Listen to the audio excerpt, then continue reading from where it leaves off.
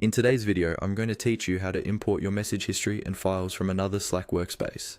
We'll walk through this step by step so you can bring conversations and content from one workspace into another without losing context. Before you start, make sure you're signed into the Slack workspace where you want to import the data and that you have the right level of permissions. Typically, you need to be an owner or admin to access these options.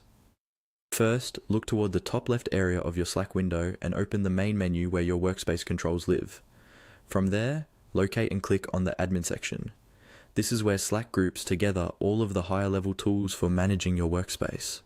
Once you're in the admin area, find and click on the option called Data Exports. This section is designed for handling data moving in and out of your workspace, including both exports and imports. Even though the name highlights exports, this is also where you'll get to the import tools.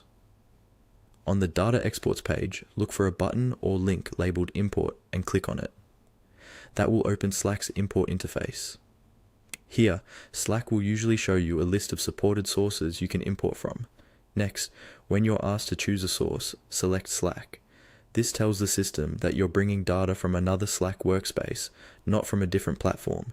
At this stage, it helps to have your export file from the original workspace ready, or access to that workspace if the import process connects directly. After choosing Slack as the source, you'll see another import button. Click on Import again to confirm that you're starting the process. This will usually trigger Slack to either ask for a file upload or guide you to connect to the original workspace, depending on how your export has been prepared. From here on, simply follow the on-screen prompts.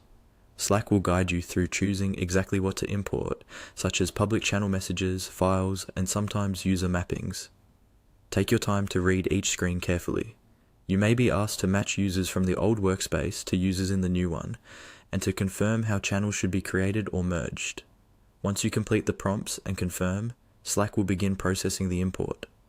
Larger workspaces may take some time, so be patient and keep an eye out for Slack's confirmation messages letting you know when the import is done.